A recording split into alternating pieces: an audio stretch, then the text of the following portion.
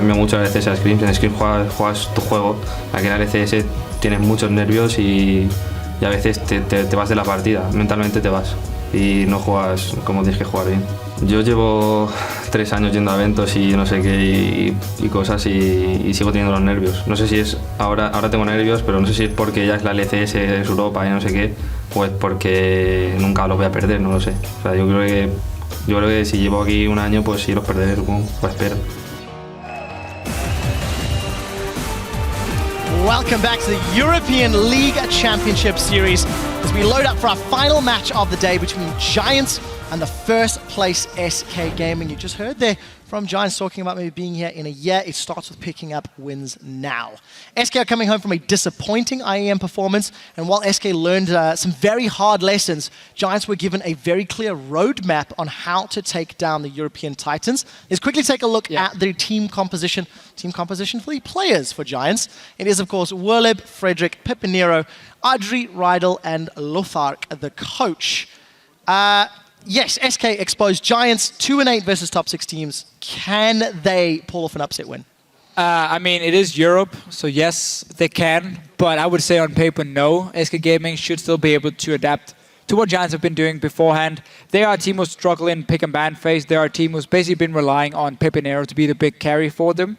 And also, when they play like the top teams, they've only won 2. Well, teams above them have only won 2 games, which is obviously nothing. But they're sitting down in bottom of the standings. Yep. MYM, for some reason, started winning games, making it even harder for Giants now to avoid relegation. They are, as we've said so many times, fighting to simply avoid it. So, 2 things to keep note with Giants. Their schedule in the coming weeks is going to be relatively tough. They play SK today, Roccat tomorrow, Elements, and the Wolves. This is a difficult set of games. And if Giants lose today, they'll be tied with MYM. Whereas if they win, they will then be tied with Roccat and remain ahead of MYM. Yeah. It's interesting to note that if Giants lose, in the head-to-head, they're 1-1 against Meteormaker, so it will force a tiebreaker at the end of the split. And it really is the thing, if you look at that schedule here, so Elements just picked up a win against H2K. Yeah. So suddenly you should really take them serious. It's Roccat that's going to matter for them tomorrow. SK Gaming here, again, if you are Giants and you look on paper and say, okay, which games do we have to win? It's not exactly the SK Gaming one, unless there's still some problems after IEM, new patch, less time to practice. The upset, it can happen. Well, let's take a look at the roster on the red side of the Rift tonight. It is SK Gaming, who have returned from that recent trip to Poland. Freddy, Sven, Fox, Forgiven, and Rated, and Inner Flame, the coach. We've touched on how they need wins to avoid the tiebreaker with H2K or Fnatic. This is SK as a team. They've already beaten Giants in week 4. And if we look at SK as a team, we've touched the mistakes and the weaknesses that were exposed by the international squads at Intel Extreme Masters. Yeah, it was very clear there, hey, we need to win our laning phase to get a dominant early game strategy from SK. We're very easy to exploit. Teams simply banned them out. Forgiven obviously was banned out quite a lot. And honestly, new patch, Freddy and Svensson has never been the big tank players, per se. That's a lie on Freddy, sorry, because he used to play a lot of Mundo. But Svensson at least never really been the big tank here. Will he adapt to that kind of style? Will we see Forgiven change up his champion pool? Because the likes of Graves against 2 tanks is not going to do a whole lot late game. No, it's not. Let's actually look at that recipe to defeat SK Gaming, as was so clearly exposed. It was the Graves being banned away, it was the Lucian being banned away, and the Lulu taken away from Enrated. You remove those 3 things, all of a sudden, SK Gaming are at a loss. 1 and 2 because Enrated's Annie was weak and Forgiven didn't have the same impact on Corki. No, it was very clear they hadn't practiced enough with these new kind of champions, but again, they have had some time now. They've obviously known this is going to happen at some point. The big difference, however, is that Giants as a team, do they have the players to punish SK Gaming no matter what composition they do pick? Because if you look player for player, only in the mid lane is where we can say it's somewhat even, because Pepinero has been a big star player for Giants, but that's not even a winning matchup for them. And suddenly, you can't really punish just by banning these 3 champions. Yeah. And obviously, a lot of new picks coming in. Suddenly, every team is trying to figure out their own style. It is still tough for Giants. It is very tough. And, you know, something that SK have always done is won that lane and then they end up winning the game. At IEM, they were behind in 2 out of those 3 games and proceeded to lose them. In the LCS, they've only been behind in gold at 20 minutes in 4 out of the 14. And actually, they managed to win 3. So it's quite interesting to keep track of that. SK and their strength in the laning phase. Deficio. Okay. We are into picks and bans. Already a change. Zed removed from Fox, and it seems to have maybe tricked or confused SK for a moment. Well, this is simply again because Giants is trying to get FLICKR a good matchup in the mid lane. Because he's going to be the guy they want to carry. Graves is coming in. I wonder if Lucian is going to be the next one from Giants, or Lulu against N-rated, but we still see Graves being banned. I think Forgiven has been playing a lot of different champions now. I don't even think he minds that Graves is being banned away, because it is really the whole we gotta win early game if you pick Graves now with his mid game into double tank. But we're gonna have to see. Rek'Sai is open for Frederick. He's been a Jarvan main beforehand, but obviously Jarvan has fallen quite far down the list after his recent nerfs. Rek'Sai, if that doesn't get locked in here, I will still assume Sven's going to pick it up for himself. And we know he can make the plays early on, despite him having a pretty awful IEM tournament, honestly. He admitted himself he didn't play well. And that was one of the reasons SK Gaming lost. Well, we'll see what SK can do today. We looked at that recipe to beat SK. 2 out of 3 ingredients followed here by Giants, with the Graves and Lucian being removed. First pick, we are expecting it to be this Rek'Sai. Oh yeah, there's no Jax. If not, you could go for that tank top. Wonder how Jax would do in the current meta. Will it? This might be the first game in many that Jax is available. Yeah, I like that he doesn't first pick it at least. The problem is, however, Wurlip, while he looked good in the start, that was because people got surprised that they would camp the top lane.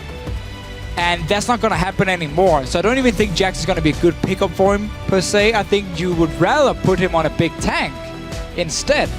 Because we've seen how, if a top lane has been struggling, if you give him the likes of a Maokai, not in this case because SK might take it away, he can do pretty well. And then your 2 carries are still going to be FLICKR and Adri. We have to see if they want to go for this Jax. I mean, you can do it into Maokai, you can force a split push, but you got to snowball that Jax early on. And if SK Gaming does not expect that, then it's their own fault. Well, Tofiscio, this is the 15th game Giants have played on the stage. Jax has been banned in 12. The first 2 games it wasn't banned. Giants went 2-0. We will see. You have already highlighted the strengths and weaknesses. Freddy, not a weak top laner. He's got his hands on Maokai, one of 2 big tank champions for the front line if they want to go that route. And Fox, same mid lane champion that Ryu just ran previously. And while Maokai obviously, while Freddy has been mainly focused on lane bullies, we know he used to play a lot of Mondo. We know he can play the tanks. He can play these different styles. So Maokai is going to fit in fine for him. We got LeBlanc. Often, as we see when Zed is being banned away, LeBlanc doesn't really have any counters left. And then you can just safely pick it. SK Gaming is a team who likes to do it, even first picked it in the past. We are going to see the Jax. Now, will SK Gaming here, they already locked in Maokai, so that simply means step 1, we might see a lane swap coming, because you don't want that one-on-one lane where the Rek'Sai is going to be a lot stronger than whatever Svenska is going to pick. If he goes for a tank like Sejuani in the jungle for him, then SK Gaming again really is going to look for that swap and slow down the Jax. Don't allow the Maokai to be camped. Well, it'll be important to see if Giants were paying attention to IEM, because SK Gaming in the traditional lane swap pushed those towers quickly. And Tofiscio, you highlighted multiple times when teams froze the lane against Freddy, denied him early farm, it gave their opponents such a strong lead, a strong foot up in the game. For SK, they've locked in Nami, they've locked in Lee Sin, despite the fact Lulu was available. Well, you do see here that SK Gaming is adapting to, okay, you got a Jax, we know you're going to camp it, so we pick Lee Sin. A very strong early game jungler as well. No tank yet for Svenska, and I quite like this Nami pickup from N-rated just because it's not Lulu. That's the main reason. He's played Nami once before, he had a fairly decent showing. It's a good pick into the likes of Jax, because if Jax tries to join a fight, you tidal wave him, you can bubble him after, and the way to shut down a Jax in team fights is just CC him.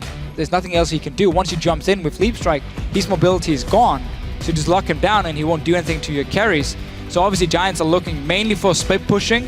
If they do lock in Jinx here, you're going to need a static shift to become a bit of a wave clip bot in the mid lane.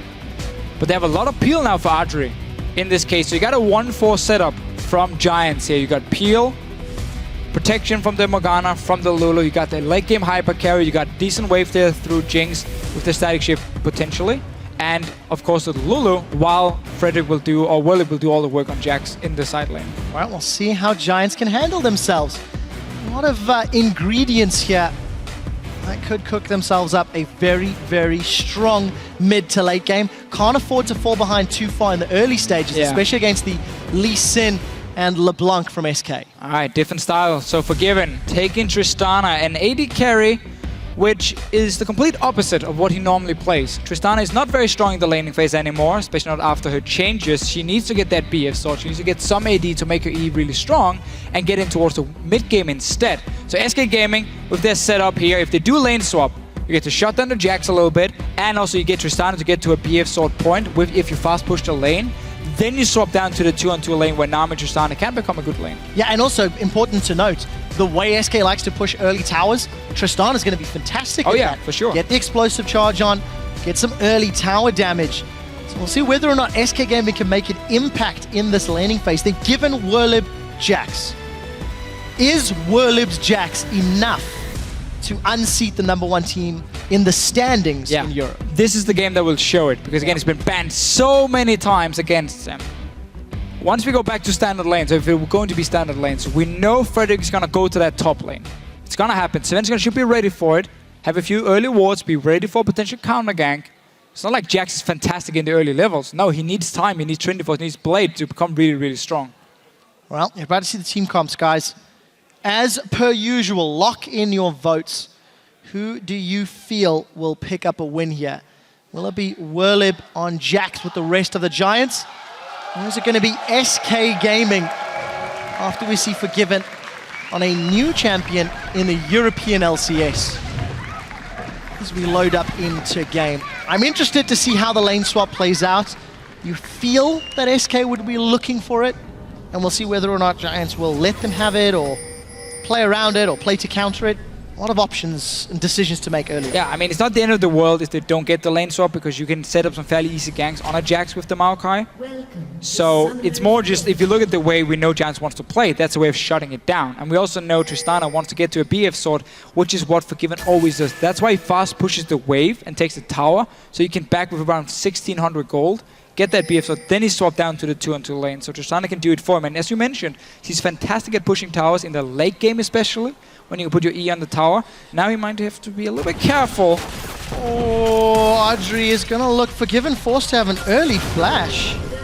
And that's going to give up a lot of lane presence if Forgiven has to play defensively. That's pretty good scouting though by Giants. Whenever you see teams have someone walking in the lane, hog the bush here, and then move towards this small bush in the river, that's because you know or you expect the enemy to have someone standing there waiting, and then you try and force a summoner like they just did here. We get the ward on the Gromp, as we've talked about so many times today, to spot if the dual lane is starting it. It does look like SK is setting up for that standard lane. Obviously, Nami is a fantastic laner. Should make up for some of the weakness of Tristana, and let's see how the two junglers then will play around it. And we'll see which lane gets rolling first. We can expect Frederick to show his face with Werlib. Pepinero takes a little bit of a larger chunk of damage than Fox in that particular trade. No big surprises as far as itemization is concerned. Werlib with a very defensive Flask sustained start. The Little Raptors secured by Freddy, so he'll get himself to a early level 2 once he hits that top lane. Werlib is always doing Raptor camp himself though when he's playing Jax, so he gets instant level 2 because he does the whole camp as we can see here. Then he recalls and teleports back to the lane. So he's gonna get that instant level 2, but if Freddy can get a few minions down, he might be able to catch up before Werlib can do anything, because he obviously wants to TP to the tower as well. And we can see Freddy's gonna get the small minions here. And once he gets one more ranged, he will be fine. So no real surprise for him once Werlib shows himself. And a TP advantage very early on now for SK. Oh, look at that. Caught by the Flame Chompers and caught by the Dark Binding. Archery and Rydell put some early poke damage onto Forgiven. And that's actually a very scary CC chain that can be comboed one after the other if Rydell can be on point with those skill shots. Another thing about this bottom lane here, I think for SK Gaming, they say we don't really care what you have in the bottom lane, because we know we can outplay Audrey and Rydell, who's not been one of the strongest laners, honestly. So SK Gaming, we see it already, pushing it in, get a bit of damage on the tower with the Tristana. You can still do your 1-3-1 setup, where you just have Forgiven in the mid lane. You put obviously the Maokai with the TP in one lane, and you put, as they always do, your Assassin in the other side lane, and you just push up these lanes. So they can play exactly the same style, despite having a different AD carry. Just less early pressure from Forgiven. He needs more time before he's going to be relevant in the game, and that's where we're going to have to see the change. Well, on the bright side, the fact that Audrey's playing Jinx also means there's going to be that sort of I don't want to use the word dip, but it's going to be a slower scaling ramp up, I think is a more appropriate phase. We'll see who can make use of that. Fox jumps onto Pepinero, misses the ethereal chains. Passive gets pop. Pepe is looking for the kill. He flashes forward. Auto attack will give him first blood. But Sven with the reply, and Pepinero with the outplay of Fox in the mid lane. Look at the top lane though here. Freddy might be in trouble. They're trying to force his flash at least. Frederick, can he get it? Well, yeah, there we go. Doesn't need it. No flashes blown from Werlib or from Frederick. And Giants with the early aggressive plays coming out a little bit ahead. And the same setup as always with the Jacks. Obviously Pepinero trading his own life here for killing the Blanc at the mid lane. Forgiven. Jumping in. I mean, Rydell and Adri here. Not that Jinx and Morgana is not exactly the best lane itself in the early game. And really just because of this Nami pickup, SK Gaming have been able to take fully control of it from Raid, and of course Forgiven also being such a good laner. You do see the CS advantage building up as well. Forgiven and Enrated taking advantage of these first 5 minutes. Forced Adri and Rydell to back away and play super defensively. And of course Fox, no flash in this middle lane, so let's keep that in mind if Frederick wants to sniff around, and it looks like he does. Fox is going to clear out vision of the bottom half of the map. You can see Sven moving towards that area.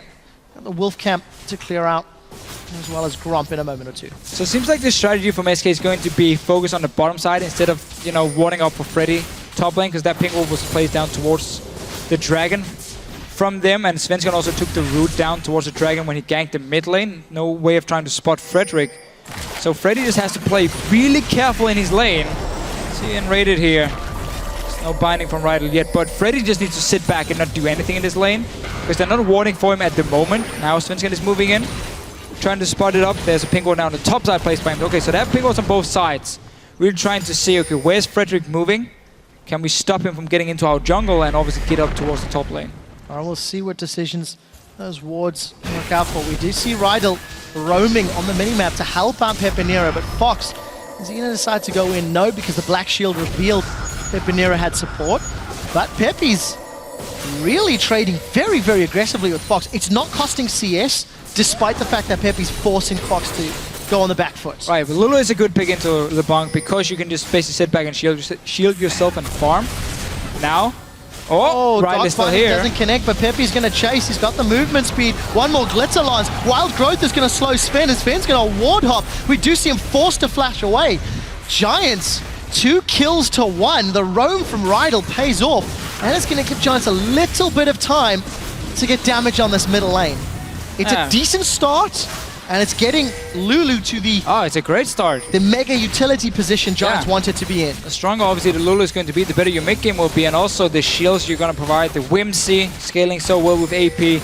But this is really just SK Gaming playing over-aggressive in that mid lane, not respecting Pepinero and the damage he can do early on in the laning phase, and that's why they get punished for it. It is a good matchup again for Lulu, but it's not one where you're supposed to get 2 kills. Yeah, like it's supposed to just be a farm lane. You basically force LeBlanc to get a farm lane where she doesn't really have a lot of pressure because you can always shield yourself and like trade back. That's what Lulu does normally, and therefore you kind of nullify the assassination potential of a LeBlanc. But now 2 kills. This is looking great starting for Pepinero. Yeah, actually very low amounts of farm between those mid laners thanks to the fairly high number of trades between the two of them. Fox 39 to 40, despite maybe underestimating Pepinero, is still staying close on the last hitting, but obviously the additional gold from the kills is going to work into Pepe's favor. A matchup that we've not looked at all is Werlib and Freddy up top.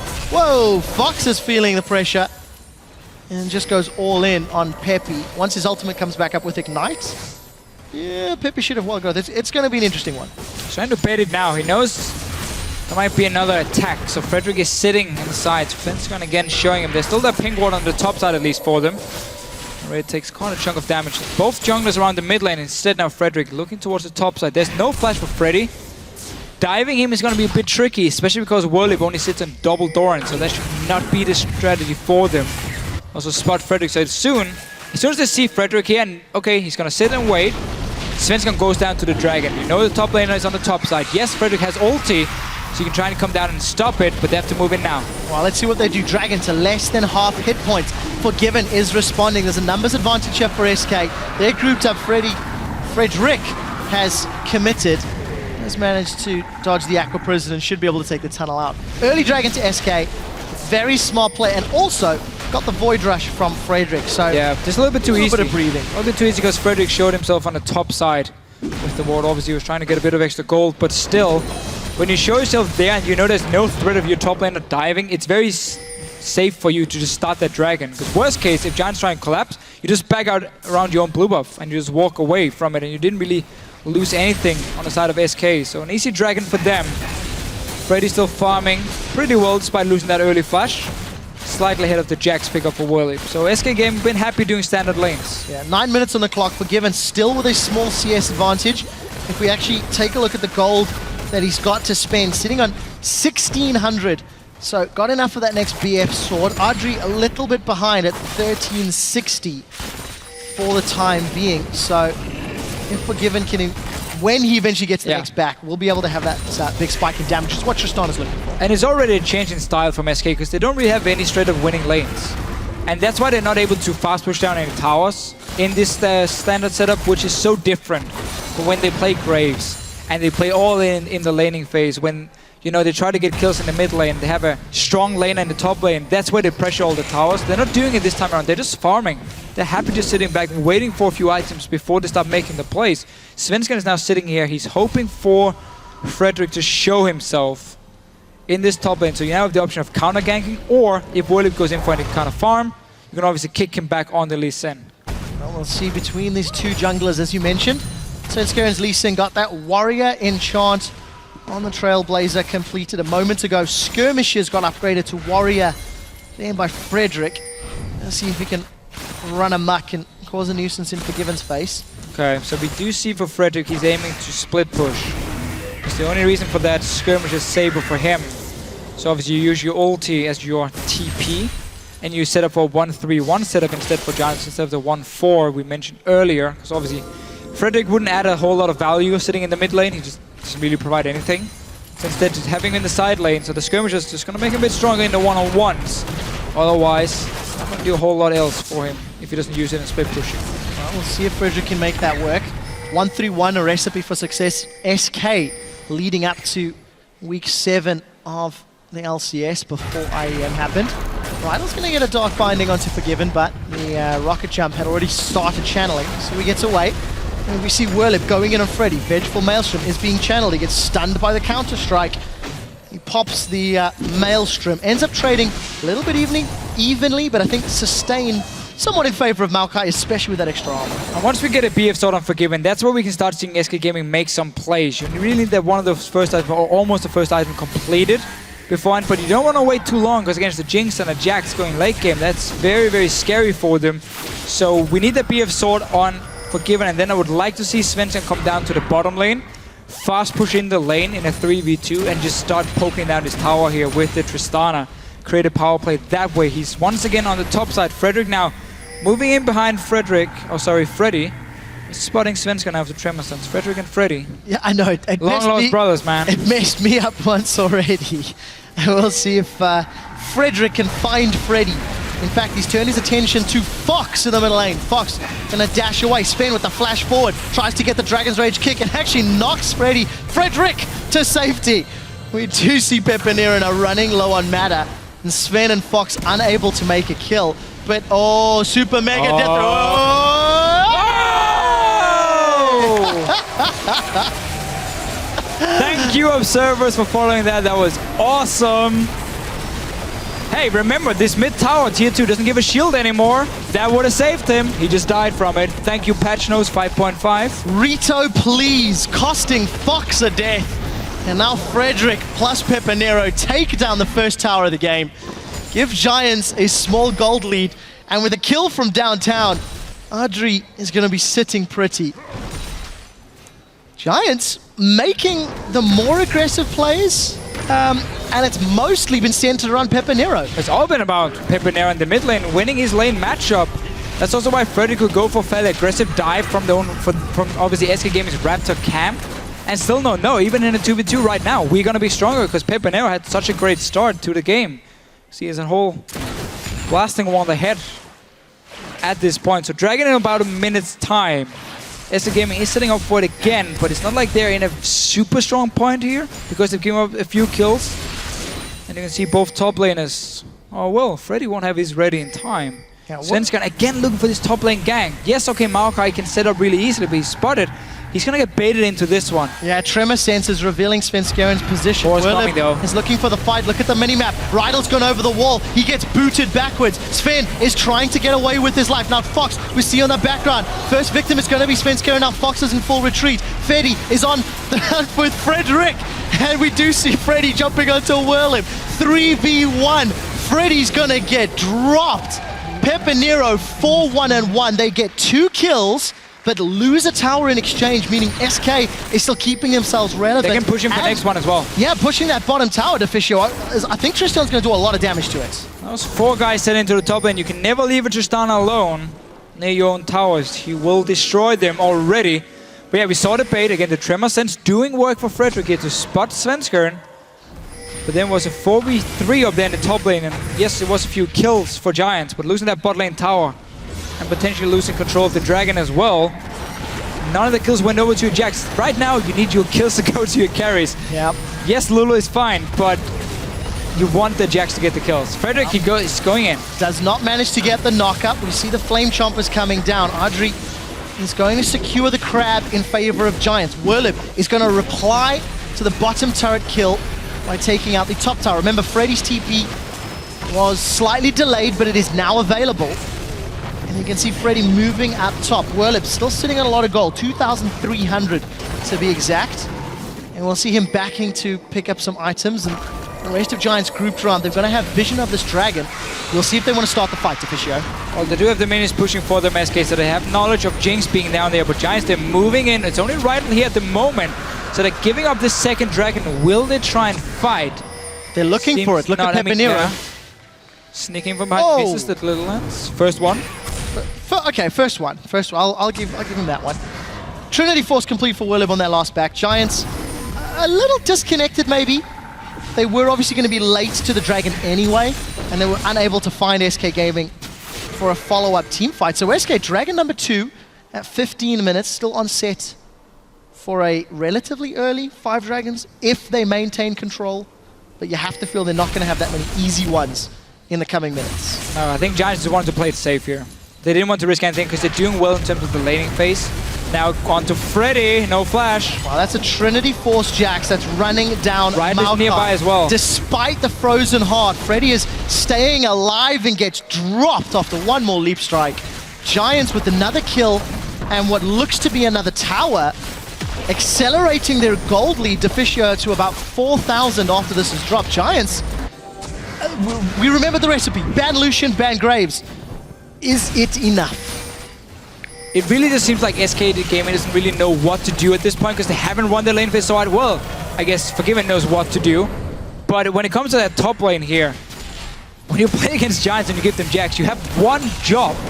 Don't let them get any early kills. Just move back to your own tower, let him push in that wave. Deep ward or place wards in your own jungle on the top side around your own red buff. So if he's moving from the lane down to the mid lane, you're going to see him move at least. And just make sure you never get caught out, at least when you don't have a summoner like Freddy here and die. So SK Gaming, they got the bot lane tower, but that's it. They haven't won the laning phase, otherwise lost the mid lane. They've been losing the top lane lately as well. And this is basically where SK Gaming normally has no clue what to do. Cannot use the 1-3-1 split push. And ends up getting forced into team fights. In this case, if Giants keep playing like they do, that's not going to go well for SK. So we'll find out if SK can bounce back.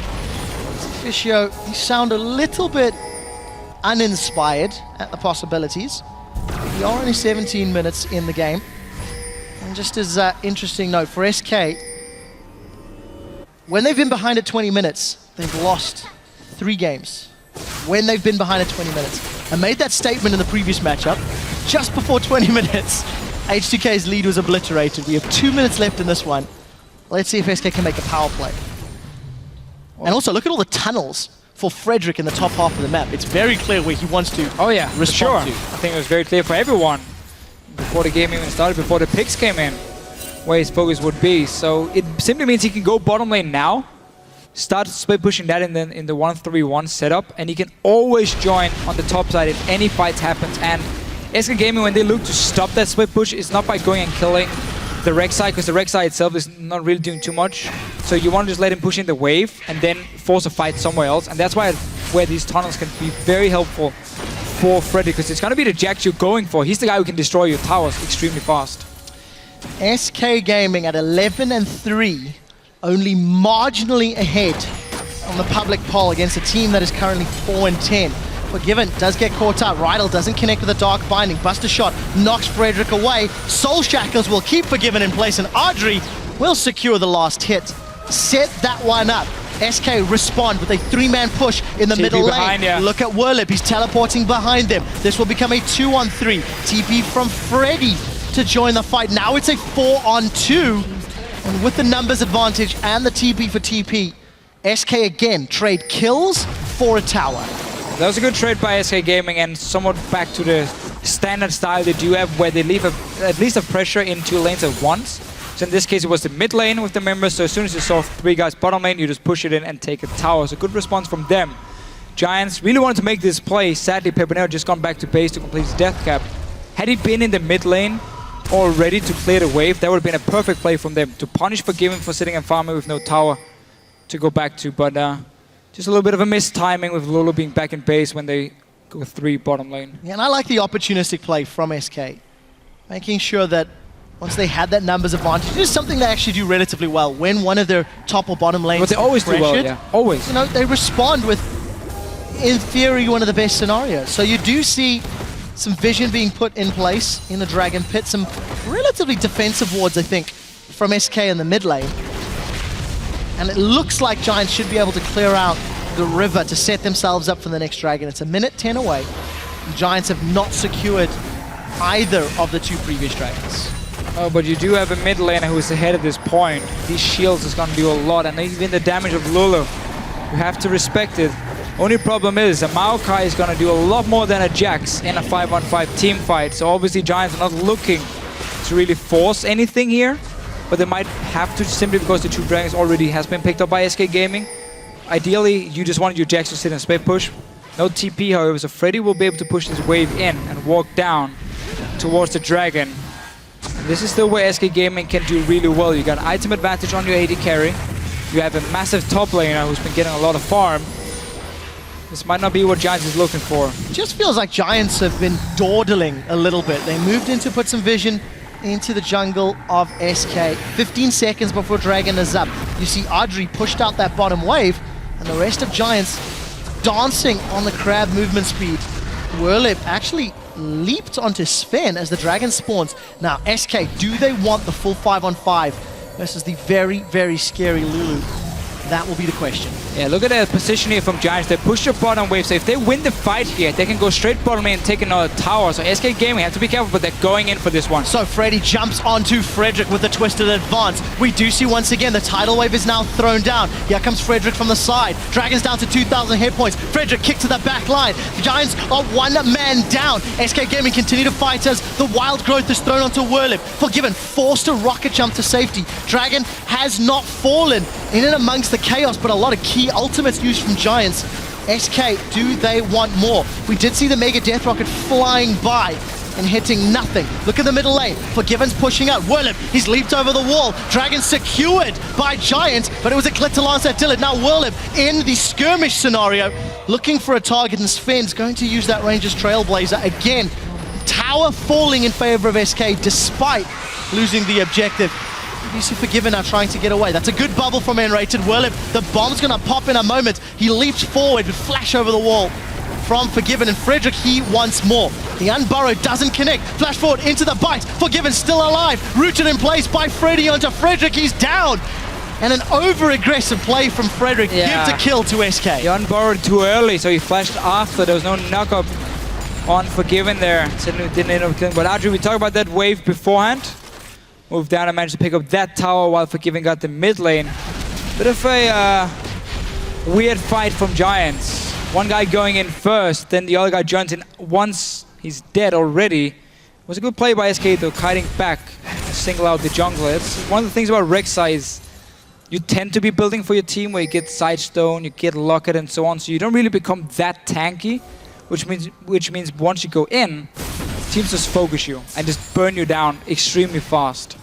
A lot of props to SK. Every time they're under pressure, every time Giants are being proactive and setting up ganks or pushing one lane, SK have responded with a tower. It's 4 towers to 3. And that gold lead that was, quite sizable 10 minutes ago is now becoming slightly less relevant. True. But the scary thing for SK, how do they handle a Jax that's been relatively uncontested for 25 minutes? I mean, Giants can be happy, honestly, with that trade beforehand. Even though you gave up a tier 2 mid tower, just by stopping SK from getting to the 3rd dragon and potentially the 5th one, that was like all they did. So they decided to say, we don't mind losing a tower just to get that 1st dragon on the board. And now we're going back to split pushing. TP is ready, ulti is ready for FLICKR. He should go down to his side lane himself, just at least to pick up some farm. He might just be the wave clear bot. He goes down, clears the wave, joins his team again, not really looking to do too much aggressive pushing at this point for himself. But still, he has the skirmishes for it. He's not really been using it for anything else. But it's that 1-4 push you touched on during picks and bans, Deficio. You can see with teleport, Whirlib is up in the top lane. Look, there's a teleport here from Freddy. It's going to come in behind Giants. Fox is looking for Frederick, but the Black Shield's going to keep him alive for a moment or two longer. Audrey is able to sidestep the tidal wave, but Rydell's been jumped onto. Soul Shackles is going to keep Svenskeren and Freddy in places. Rydell forced to flash away. Keep your eyes on Whirlib. What can Whirlib do? We see Enrated is going to be actually getting away. It was Rydell that's dropped. Now Freddy being focused down. Jax out of the fight means SK leap forward. The rocket jump forward. The bomb's going to blow up. Frederick is down, and SK win a convincing team fight, 0 for 3. it's, well, I guess we got one for kill. 3. 1 for 3. But it's kind of the same deal again for Giants here. They're going like 1 by 1, and one guy's dead. They all got Giants in. Don't really find any success in these fights here. Baron out there very low, but Pepper now has already shown himself in the bottom lane. I think Giants could have gone to stop this with Jinx and Lulu together, or at least made it a lot harder for SK. Baron secured, and all of a sudden, SK regained control. Alright, so look at the fight. We see the teleport coming in. Whirlib is not reacting yet. He's waiting for a wall to teleport on. He's going in very late, so Riley gets all the focus now. Once he's about to be killed, that's when the rest of Giants really start joining in. Whirlib comes in, doesn't kill Enrated, and it's just very messy from a bit of a late TP and then randomly kind of being caught out. And obviously a Jax, we said this before, a Maokai versus a Jax in a team fight will always be heavily in favor of the Maokai compared to what he brings. Simply just a poor team fight when you don't even have to, because you're the one with the split pushing advantage. Obviously Enrated gets smack in his face here, but play the split pushing game. That's how you're gonna win if you're Giants. Well, you touched on it as well. What is Rek'Sai gonna do in a, 4-man defense while Whirlib is split pushing? The answer was not a lot. Frederick got caught out, and SK all of a sudden even up the gold. They've got Baron, they've got some pushing power might to help defend against the theoretical split push that Giants could put down. Just like that, 25 minutes of positive, strong play from Giants is undone. And it's SK that can regain control of this map. Yeah, now we're getting to that point where Tristana, if she ever gets to a tower, it's going to take her just a few seconds to burn it down from a given side. And she's still a strong late game carry as well, obviously. So SK Gaming are looking great. You're going to have that Maokai diving on to Adri. Jax can kill a carry, but won't be able to soak up the same amount of damage. That's going to be the big difference between these two top laners in the late game. As long as Forgiven plays it safe and jumps out, or Enrated is there to help him and lock down the Jax, Whirlib will die fairly fast to a late game Tristana. Something else we also have to touch on is that SK played from behind. SK were down in gold. They were falling behind, but they pushed all the towers. Traditionally, when SK's been down at this stage, they've not been punished. Despite all the positive plays, SK are showing a little bit of growth. Ooh, don't know if it would have killed him, but the heal does come in, and Enrated stays alive to fight another day. It does mean Enrated has to be very careful here. One hit on him and he's gonna drop dead. Whirlib is pushing, there's no TP, so Giants is giving up this dragon here. They can do it because they got the first one, or they got the one beforehand, so there's no fourth dragon suddenly for SK, but they gotta get that tower, at least some damage on it. Freddy's gonna move up there now. So you see how they're pushing mid and top instead of going for dragon? to force Freddy to decide where am I going to defend. Obviously, Jax is the one you got to hold. Well, Freddy is going to jump up top, hold Whirlib off as best as he can. The rest of SK dealing with the minions in the middle lane. There is some support coming from N-Rated as well as Svenskeren, but Giants are in the river. That's a flash from Freddy. He really wants this one. He's gone in with the Vengeful Maelstrom. The rest of Giants seem to have backed off for the time being. Frederick's going to be late to this fight as Rydell is jumping in. The bubble throws Whirlib up in the air, and now Frederick has joined. It's going to be a kill onto Whirlib as Frederick is in full retreat. Dark Binding will connect, and that's a flash away from Frederick. Giants seemed late, despite the fact they were barreling up through the river. And SK do get themselves their 8th kill of the game. Onto the split pushing Jax. And got that Dragon as well. Really the big deal for them. So the game is far from over in any way. Very close here between teams. So it's really been all about SK and just punishing Giants for every mistake they've made the last few minutes. This one as well. You're the one setting up the split push. You're the one abandoning the Dragon. You should be in a position to join in if the Jax gets jumped, but they were not. And instead it was SK picking up a kill. And see, like, look at the gold here from Giants. It's just taking off. And just in the very, very end, SK Gaming gets the lead. Yeah, it's just really smart play. That team fight, you know, that team fight about, what was it, 5 minutes ago in the middle lane. SK punishing Giants. And you know what, actually, if you step back and you look at the league as a whole, Giants have always done well in the laning phase. You know, I think back to their matches against Fnatic in particular. They read Rain over like a book. They had counter ganks, they were in the right place. But the problem for Giants has always been after the laning phase. Yeah. They seem to fall to pieces. They seem to just unravel. And the early game and the planning and the prep seems to be in place for, you know, one of the newest LCS squads. But unfortunately, as it's shown, they just get caught out. Whirlib has got some good damage onto Freddy. Did you see the Buster Shot knocks him away? That's a wild growth onto Frederick, and Whirlib jumps back in. The tank is down. Whirlib forced to flash away as Svenskeren eats some rockets. Kill on the board for Giants. Will it result further? Dragon's Rage is used there by Svenskeren earlier. Giants commit to the fight. They get a kill. Yeah, SK Gaming's turn here to make a bit of a mistake. LeBlanc was in the side lane. Giants saw the opportunity and jumped in.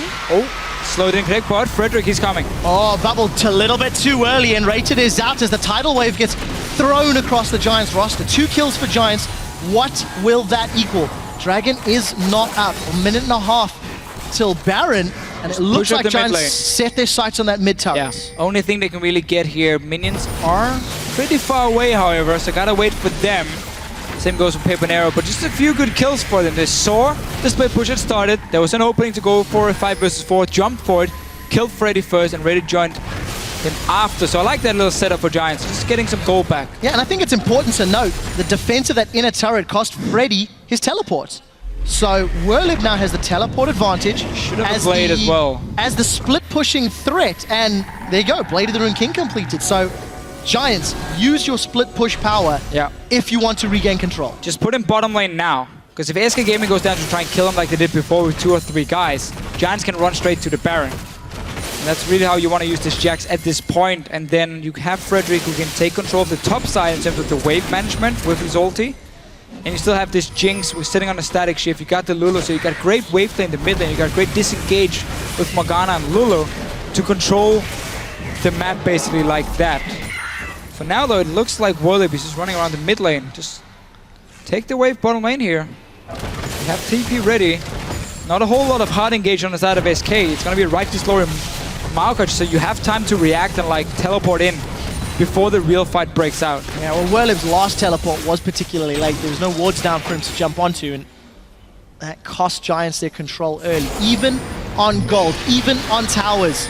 A couple extra kills for Giants, but they don't have presence or even real vision in this Baron pit. So Giants making the play. Whirlib, Black Shield has been popped. Grandmaster's Might is out. Rydell will be the first one to fall before Soul Shackles can even get proc. Wild Growth onto the Giant Jax. He's looking for Fox. Svenskeren is going to zone them away. We see a trade, 1-for-1, jungle for top. But Morgana was already down, and where is Forgiven? Untouched in the backline.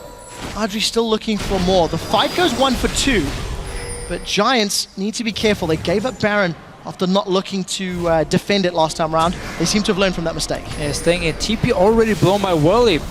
Could have saved that one and just start running back, seeing as SK Gaming Hadn't even started their Baron here. I guess they didn't have any vision on it, so that's why he tried. But now, he's dead. Not a whole lot to say about that one. After you knew they'd fallen. And Pep, look at the play cam. I mean, Pepinero's crushed. He got dropped and absolutely threw his hands up in despair. Giants have given up their second Baron after 2 massive misplays. Basically, yeah. Nothing really else to say here from Giants. It looks so good in the early game, but simply the shot calling, the decision making is not working for them, and that allows SK Gaming to get the lead back. This one trying to stop with potential drag, but remember that TP from Whirlip just kind of wasted before as well on trying to stop that Baron. Oh well, this Baron that never happened. Yep. Trying to stop it, then Morgan and end up dying. I think what he was trying to do, so they didn't have any wards on the Baron itself. Let's just talk about that after, because now Frederick's trying to steal here. Has to back away, but there's no wards on the Baron. I'm not sure if Scrying Up was on cooldown for Adri or not, but if they didn't know if SK were doing it, he teleported in to run in trying to stop it. And then once he realized they were not on it, he wanted to place a ward in the tri-bush to see if SK Gaming had left, like recalled and start a potential Baron from Giants. You got a Jinx, you got a Jax, you can take it down extremely fast. So he was basically looking to see if SK had recalled or not. Had they recalled, there could have been a Baron for Giants, seeing as they were still staying around, knowing, okay, we're not going to just give a free Baron. It ended up in more kills for SK.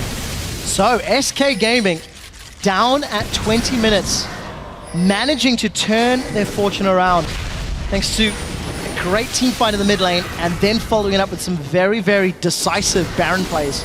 And of course, calling out the elephant in the room, punishing mistakes from Giants. The split pushing monster of Jax has not been allowed to split push.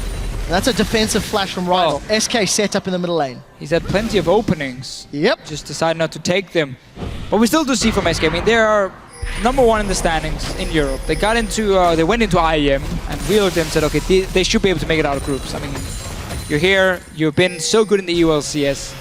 It's still not been a good game for them. It's an easy game, I think we can say. They've struggled against Giants in the early game. Now they've managed to come back in the game itself, but this is not the SK game we're used to seeing. They're still trying to change up that playstyle their teams are trying to take away from them. Now they got into late game. We know Forgiven is an absolutely insane carry, so I trust him on a late game hyper carry more than anyone. And that's why SK Gaming can play this style, but then the early game has to go a lot better for them. Yep, that's definitely the case. If a team like Giants is able to punish early game, we've made a few misplays. Giants not had strongest showings all year long. We did see that Wild Growth was forced from Freddy. Whirlip is trying to jump in. There isn't exhausted him. He's forced out of the fight as Forgiven blows him up with an explosive charge. Frederick is going to get another massive shield from Pepinero, but it won't be enough to save his life. Fox sets his sights on Rydell, but it's Forgiven that tastes the blood. Now he's jumping onto Adri. Auto attack after auto attack. Pepinero's down. Rocket jump forward. Forgiven's looking for the ace. He finds the ace. SK Gaming drop Giants and set their sights on the base. Just hop off the hop, reset off the reset. That is what Forgiven likes about a Tristana, that mobility that he gets from those dashes and jumps. We just saw how easy it was for him in the fight here. Okay, Jax jumps in, everyone is focusing. 5 man, he has no real defensive items yet, just picked up the cowl for him. Now, focus that man down fast, you get the first kill, you move on. Oh, look at this. How many towers can they get? Tristana. Nexus turret is dropped. Giants are just respawning now, but it's going to be too late. SK have dropped the Nexus turrets, and they've set their sights on the Nexus.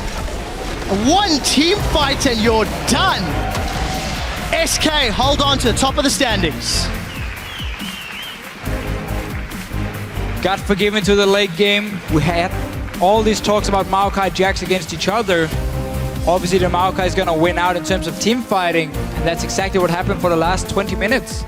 Team fight after team fight, SK Gaming got back in the game, got the lead. Forgiven got to become a late game hyper carry. And SK Gaming picks up another win. Bouncing back, I guess we can say. That is fair to say. Going 1-2 at IEM, you know, we talked so heavily and so often about the Lulu, the Graves, the Lucian. And I think a little bit of growth in SK's playstyle. You know, putting Freddy on this mega tank, different style of AD carry from Forgiven in terms of the way you execute in-game. Different style, yeah, but the same Forgiven. Yes, same Forgiven. 412 CS on 37 minutes. Interesting to note, Forgiven's only been down in CS at 20 minutes in 4 games this split. This was the 4th. And ironically, when he was down, he actually won those games. So interesting to note. Not that it really matters, because he more than made up for it by the end of the match. But yeah, SK, again, back to the drawing board. There are some things to talk about. There are some things to look at. For Giants, on the other hand, that loss means they are tied with MYM. They are tied for the 10th position, and they are 1-1 in the head-to-head. So we may have a tiebreaker. There are still 3 games to play. There are still things to happen. MYM looking better. Giants still the same problems. Still the same problems, and just a very annoying game to lose. Because you had the early game. You won it. Your jacks had become bigger and bigger. You could start split pushing, and then you simply didn't use it. That's the problem, because they could have won this game easily, honestly. They played well early on. So now you're going to look at this in the schedule and say, that was one of the games we didn't expect to do well in, but we did anyway, and we didn't get a win. Now we have Rocket tomorrow. If they lose that game, they're almost out of hopes of getting out of relegation. And this is a team who always talk about how staying in the LCS is the only goal they have. They want to be here for summer. They want more practice. They want more time in the gaming house to improve as a team. It's looking scary for them, at least right now. It really, really is. And the scary thing is, their mid to late game decision making is what is costing Giants. You know, we consistently talk about their laning phase. There is also quite a big weakness, I think, in their picks and bans. They don't have the most versatile players.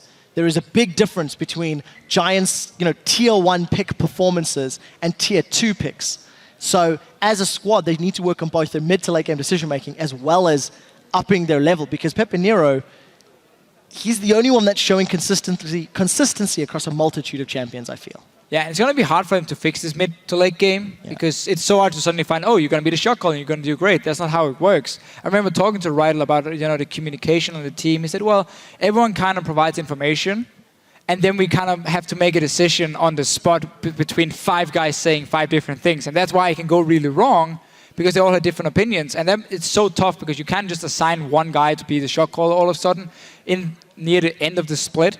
That should have been done beforehand if they felt like they had problems communicating or problems with the decision-making for them.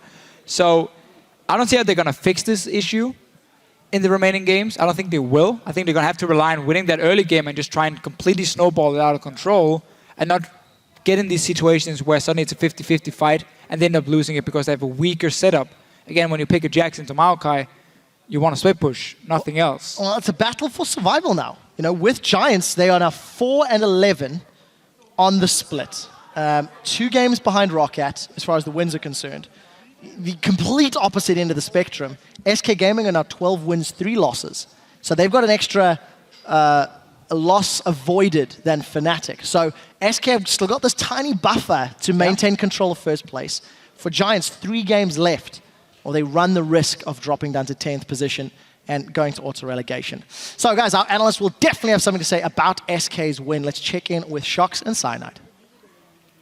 Thank you very much, guys. We're not alone, of course. We're joined by SK Gaming's and Rated, whose team is still alone at the top of the tables halfway through week 8. Of course, I want to talk to you about picks and bans, because there's been a lot of talk from us as well about banning out the Graves and the Lucian. You must have seen it coming, and how did you react to it in this game? So we kind of try to develop a strategy where we have 3 top picks available, and we just try to kind of get into the role and create a new top pick. That was in this case Maokai. So when Kog'Maw was out, Maokai was really hard to contest in a way, because whenever Maokai is in the game and there's no hyper carry available that you can play against it, just the Kog'Maw could have shredded it, and any other AD is just struggling getting through all that HP. So do you think it hurts you so much that when Lucian and Graves are banned, because you don't get to snowball the bot lane in the same way and extend your lead from that to every other lane? I guess there was some kind of strategizing problem in that way. We had more prepared also for IEM, but we didn't show it. I think that was just a mistake of our side, and we should have already picked, for example, Tristana earlier, just to kind of avoid the whole situation. Yeah, you do mention IEM. That's where that Graves Lucian thing came from, as well as the Lulu focus or taking it away. This time, you guys, though, you let it through and you went for your Nami. Is that something you wanted to prove, or just be comfortable with knowing that in the future you might have that Lulu picked away a lot of times? No, we never felt that Lulu was any problem for our team, at least. We felt more like, because of the AD diversity, I think there were not many ADs similar to Lucian and Graves available at all. And while a lot of supports, we played way more supports in scrims, we didn't actually play Lulu almost at all, but we fell back to it in like tournament situations because we felt there's so much power behind it. And you also saw it at IM, a lot of other supports picked it up in the end. I just feel like we have a lot more to show, and whatever they ban, we will handle it this way. Yeah, you do mention that whatever they ban out with the AD carries now, as Cyanide touched on as well, it was a little bit harder for you in the early game. Do you think that you can remedy getting better in the early game fast enough in time for playoffs, knowing that you'll be facing teams that are better in the early game than Giants, and better especially in closing it out mid with a lead? Yeah, I think we had a lane that was not supposed to win in general. I think there was at best a 50-50, if not a bit more in their favor.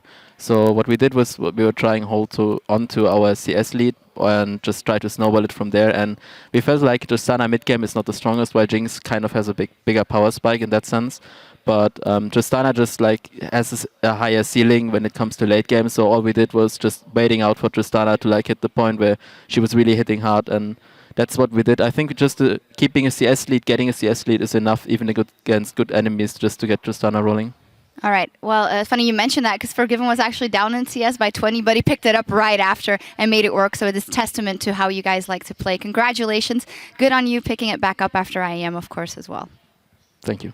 All right, with only 3 games left for each team this split, here's how the standings lie. Alone in first is SK Gaming, with Fnatic just a win behind them. H2K rounds up the top 3, with Gambit a few games back in 4th. Elements are now alone in 7th, just 1 win behind the 2nd place playoff spot. And Meet Your Makers have tied Giants in last place, refusing to go into relegation without a fight. A lot of crazy stuff here today. For me, definitely MYM coming out on top was one of it. What was interesting to you today?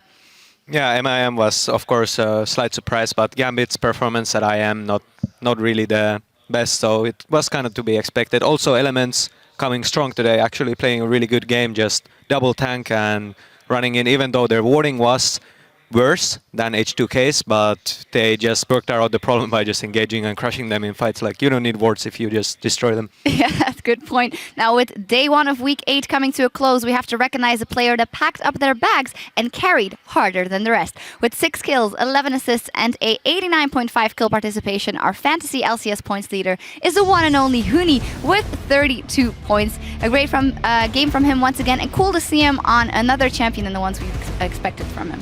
Yeah, Hecarim was definitely a pleasant surprise, although not so pleasant because now people will play it even more in solo queue. It's completely disgusting to play against, but still happy to see him do so well. Make sure you get that on your team. Now, Elements' Froggen also put on a show today, and @StankVicious took notice. He writes, "Super Mega Death Requiem. This is your LCS big play of the day."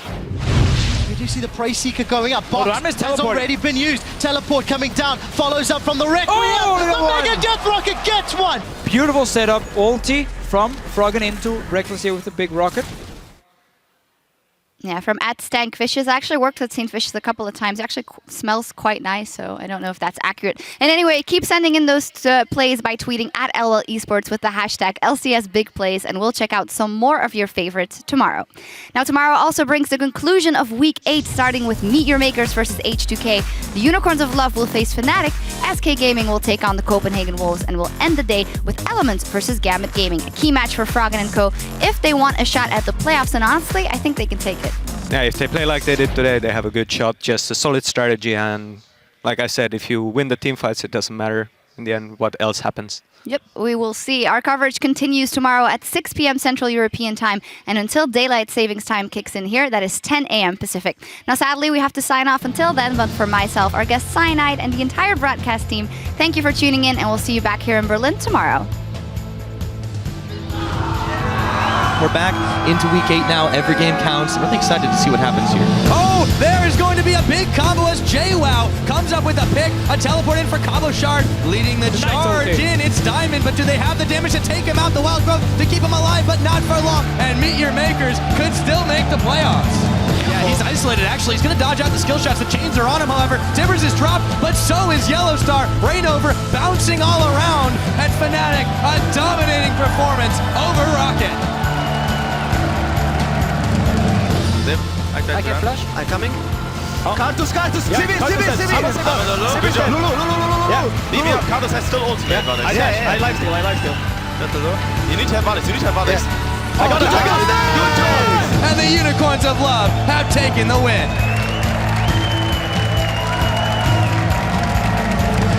What is the sign saying? I cannot read it. I mean, Liv, go over everything again. He's turning away.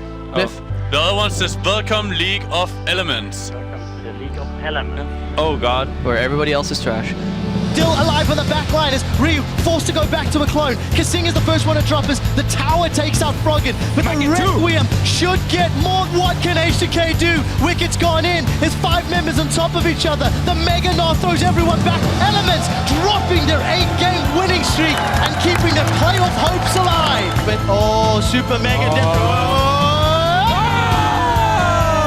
Fox sets his sights on Ryla, but is forgiven. That tastes the blood. Now he's jumping onto Audrey. Auto attack after auto attack. Pimpinero's down. SK hold on to the top of the standings.